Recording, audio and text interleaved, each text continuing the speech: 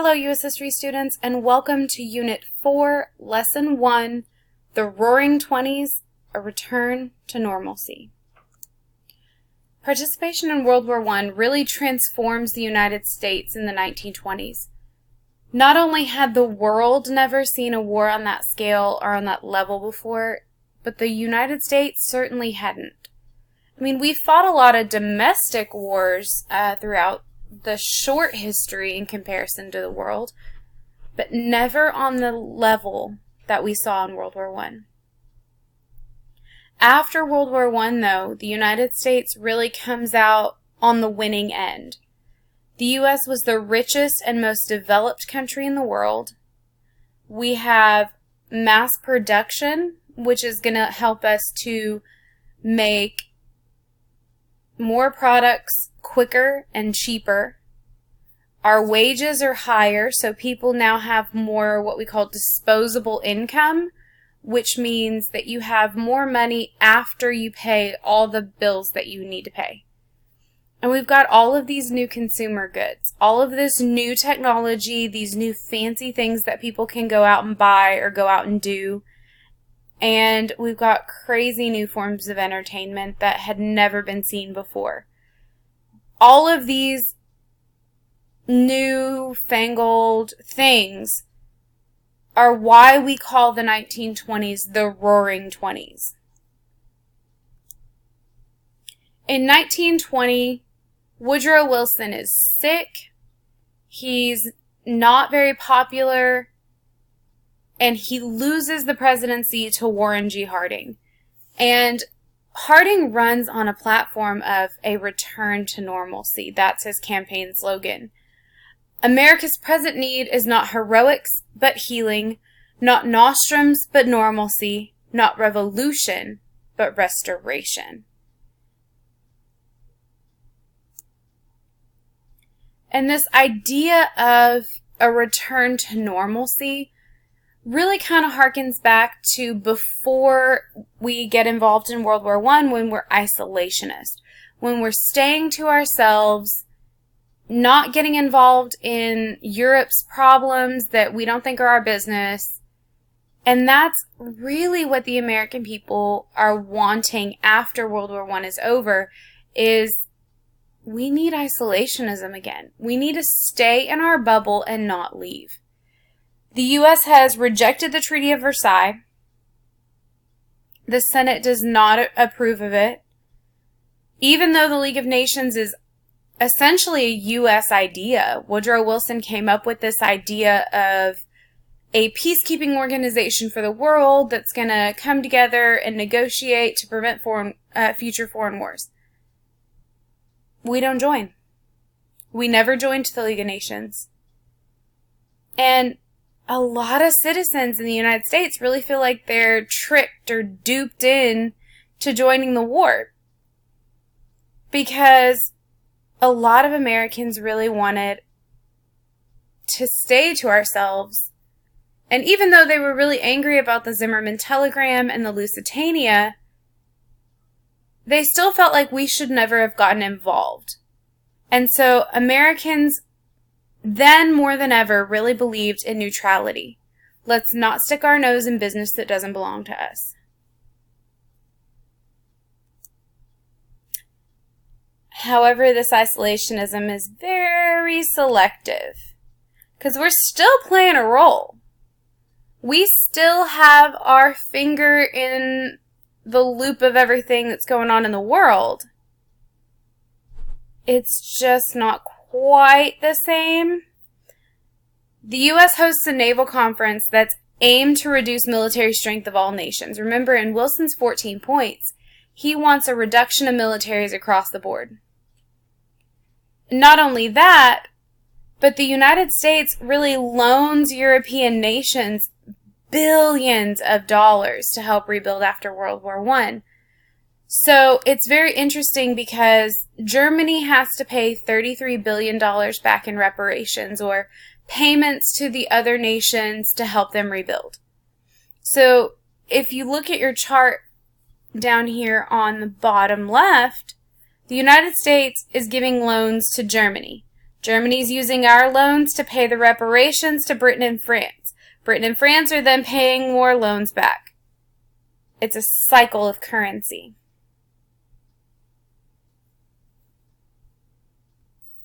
And this all goes through a series of plans and actions that are really kind of centered around how are we going to get Germany to repay our war debts and the reparations that were owed, and how are we going to pay back the United States for helping us out before they got involved.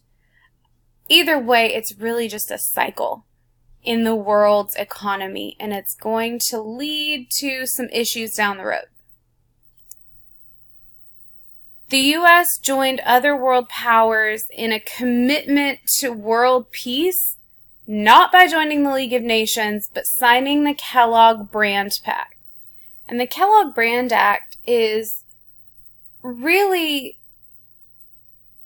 a treaty or an agreement to not go to war to solve problems, but to do so peacefully. And it didn't matter what the origin of the problem was or what the matter was. This is an international agreement that promises that all of the countries who signed would not use war to fix their problems. So instead of doing that, they're going to use peaceful settlements and negotiations as a means of settling disputes. So in a way, it's somewhat similar to the basic idea of the League of Nations and what becomes the United Nations after the next World War. Spoiler, there is a next World War. But the United States does sign the Kellogg Brand Act in the late 1920s. And in the 20s, you really get three very prominent presidents that want this return to normalcy concept. And they do this by using pro-business policies. So in the 1920s, you got three main presidents. Warren G. Harding, who takes over after Wilson, Calvin Coolidge, and Herbert Hoover. You need to remember those in that order. Warren Harding, Calvin Coolidge, Herbert Hoover.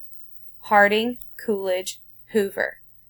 And what they mean by pro-business policies is Republicans are keeping taxes low.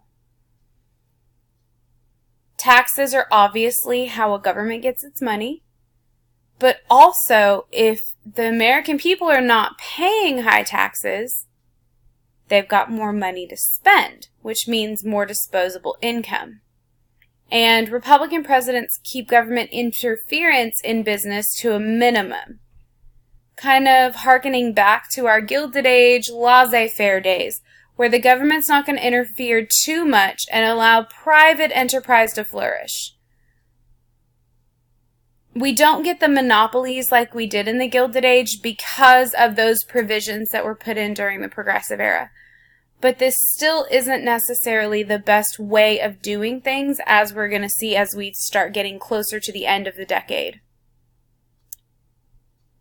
These pro-business policies put an end to the Progressive Era. There are no more progressive reforms.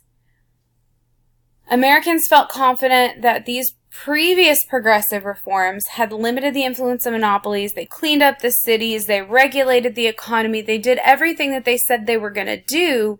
Now things are better. So not only that, but now wages are higher. Companies are paying their workers a fair salary. And because of progressive era regulations and the implementation of unions, now you have an 8-hour workday. So you have time after work to go out and spend that disposable income that you've got burning a hole in your pocket. And Americans are more than happy to get that out of the way. They're buying all kinds of new things because for the first time, many of these Americans have money that's not earmarked for bills. they have money left over after they pay their rent and their water bill and their electric bill and things like that. They're going to then in turn use that money to put it back into the economy. Not to mention they're also not paying that much taxes. So that means even more money in their pockets. This helps to lead to a consumer society. We've got pro-business policies, we've got mass production techniques such as Henry Ford's assembly line that really took hold during World War I when we've got to make all of these guns and these, tanks and airplanes and all of this stuff, and we've got to do it really quickly. This leads to an industrial revolution of sorts in consumer goods. And the appetite for these consumer goods and the availability of cheap credit leads to a decade of spending. You've got more and more advertisements, showing all the new fancy stuff that you could buy. You can now, instead of having to pay the whole payment at one time, you can put a down payment and then pay it off in payments. So let's say you want to buy a car that's $200. You can put $50 down payment and then pay the rest off in installment payments like we do with most things in modern society. But this was a brand new concept in the 1920s. And more people are going to start doing that, and it's going to eventually lead to that happening in the stock market situation as well. But it's really good and leads to a huge economic boom in the 1920s as far as consumer mass production goes. Henry Ford's mass production techniques make cars much more affordable. For example, in 1912, so before World War I, a Model T Ford's running about $575, which doesn't sound like a whole lot, but adjusted for inflation, that would be somewhere around $14,900 in 2019 money. By 1927, that price had been reduced to $290, which is adjusted for inflation again in 2019, $7,500. So that's almost cut in half over the course of a little more than a decade. The 1920s also leads to an era of mass entertainment. People have more money, but they also have more time to do fun things. Before this, we saw people working 12, 13, 16-hour days. Their entire life was work. But now, because of the implementation of labor unions and regulated work hours, people are only working maybe 8 hours a day. So now they have time to go to the movies and listen to music and go to sporting events. All of these become hugely popular in the 1920s. By the 1920s, we also see more people living in cities than in rural areas, which are the country. And a lot of this has to do with the Industrial Revolution we saw around the Gilded Age.